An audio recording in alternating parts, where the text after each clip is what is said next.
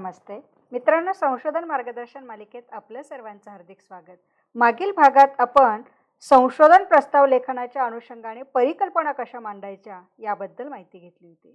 आजच्या भागात आपण संशोधन प्रस्ताव अंतर्गत काही वेळेला संशोधन प्रश्न सुद्धा मांडावे लागत असतात। म्हणजे जेव्हा तुम्हाला परिकल्पना मांडायच्या नसतात, म्हणजे ऐतिहासिक संशोधन असेल किंवा अजून सामाजिक शास्त्रातील काही असा अभ्यास असेल की ज्या अनुषंगाने परिकल्पना मांडणं आपल्याला कठीण होत असतं, तर अशा वेळेला आपण संशोधन प्रश्न मांडून त्या प्रश्नांची उत्तरं जी आहे ती शोधण्याचा प्रयत्न करत असतो। मग आता हे संशोधन प्रश्न जे आहे ती मांडायची कशी, तर पुन्हा आपण तेच उदाहरण घेऊया की महाराष्ट्रातील दूरशिक्षणाद्वारे उच्च शिक्षण घेणाऱ्या विद्यार्थ्यांचे मानसिक स्वास्थ्य आणि निर्णय क्षमता यातील सहसंबंधाचा अभ्यास हा विषय ज्यावेळेला आपण घेत असतो, तर त्यावेळेला ह्या मानसिक स्वास्थ्य आणि निर्णय क्षमता हे दूरशिक्षणाद्वारे शिक्षण घेणारे जे काही विद्यार्थी आहेत, पण कोणत्या स्तरावरचे, उच्च स्तरावरचे, मग ह्या विद्यार्थ्यांचा अशा पद्धतीने ज्यावेळेस तुम्हाला अभ्यास करायचा असतो, जर समजा तुम्हाला परिकल्पना नाही मांडायच्या, काही प्रश्न तुमच्या मनामध्ये आलेले असतील, मग त्या प्रश्नांची उकल तुम्हाला शोधायची असेल, तर ते प्रश्न कसे मांडायचे, तर शिक्षणाद्वारे उच्च शिक्षण घेणाऱ्या विद्यार्थ्यांचे मानसिक स्वास्थ्य संतुलित असते का, हा एक प्रश्न तुमच्या मनामध्ये येण्याची शक्यता आहे। शिवाय आपण अजून काही प्रश्न बघूया की दूरशिक्षणाद्वारे उच्च शिक्षण घेणाऱ्या विद्यार्थ्यांची निर्णय घेण्याच्या क्षमतेची पातळी कशी असते, हा एक दुसरा प्रश्न झाला।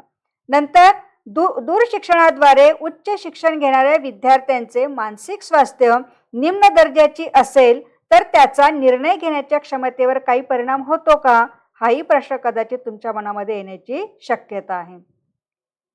दूरशिक्षणाद्वारे उच्च शिक्षण घेणाऱ्या विद्यार्थ्यांची निर्णय घेण्याची क्षमता उच्च असेल तर शैक्षणिक संपादनावर काही परिणाम दिसतो का। त्याच पद्धतीने दूरशिक्षणाद्वारे उच्च शिक्षण घेणाऱ्या विद्यार्थ्यांची निर्णय घेण्याची क्षमता आणि मानसिक स्वास्थ्य यात लिंगानुसार सहसंबंध आहे का, अशा प्रकारे तुम्हाला काय करता येतात, अनेक प्रकारचे प्रश्न जे आहेत ते विचारू शकतात। म्हणजे आता प्रश्नांच्या माध्यमातून सुद्धा तुम्हाला उत्तर शोधता येतं आहे किंवा परिकल्पना मांडून सुद्धा उत्तर शोधता येते, परंतु तुम्ही जर प्रश्न मांडले तर त्या प्रश्नांच्या अनुषंगाने तुमची उद्दिष्ट मांडण्याची पद्धती सुद्धा बदलत असते आणि त्या अनुषंगाने जो काही डेटा तुम्हाला येत असतो त्या डेटाच्या माध्यमातून ह्या प्रश्नांची उत्तरं तुम्हाला शोधणं अतिशय गरजेचं असतं।